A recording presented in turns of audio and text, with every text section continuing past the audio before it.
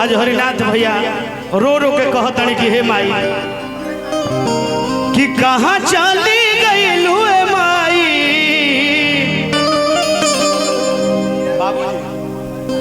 क्या बात है, भाई ने माँ के लिए गाया तो मैंने सोचा कि माँ गुजरी कोई बात पिताजी के लिए मैं गा दूंगा। हाँ कि अरे कहाँ चली गई बाबूजी, अरे हमनी के छोड़ के।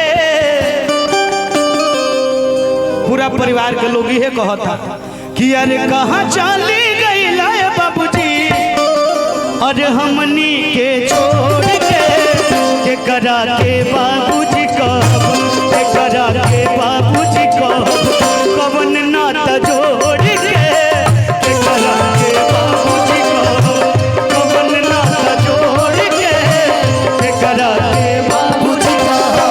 कहाँ चली गई बाबूजी हमनी के छोड़ के,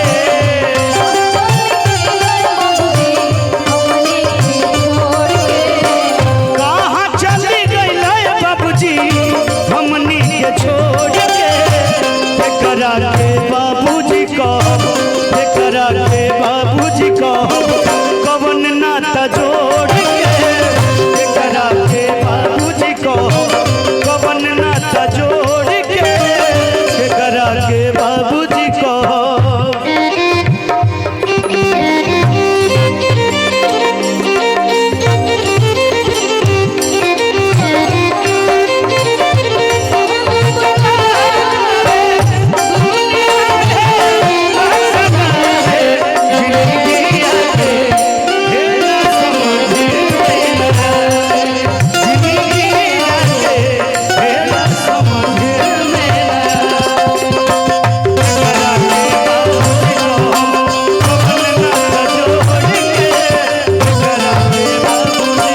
लेकिन भैया अगर हमरा गाँव के एक लाइन तो हम गा गाए नहीं भैया। हेलो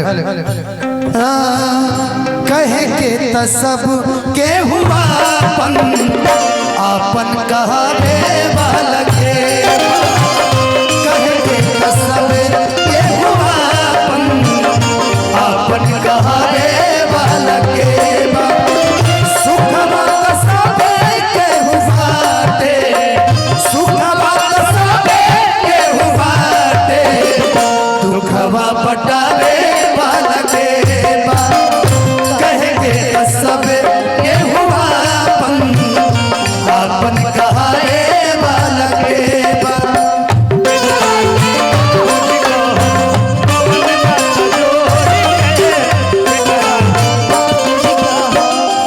रो रो के कहता लोका बचपन में हमारा के चल के सिखौनी,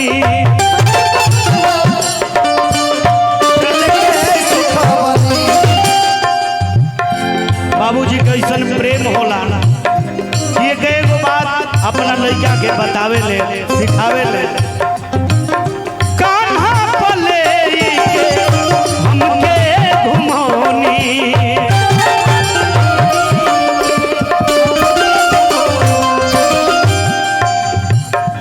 आदरणीय मंजीत राय दिसंबर चौधरी जी तमाम आशीर्वाद और हमने के वो पुण्य आत्मा खाती है विनती करब जा कि भगवान के पावन चरण में स्थान मिले।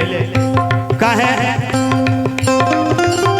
हमारा के कान्हे लेके बाबूजी घुमौनी,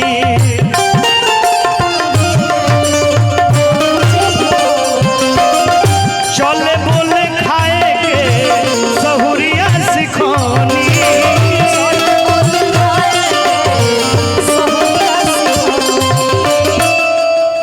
सबसे बड़का चीज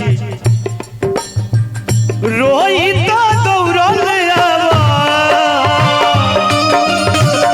रोई तो दौड़ल आवा सब काम छोड़ के, रोई तो दौड़ल आवा सब काम छोड़ के करा के बाबूजी को, करा के बाबूजी को, कवन नाता जोड़ के करा के बाबूजी को,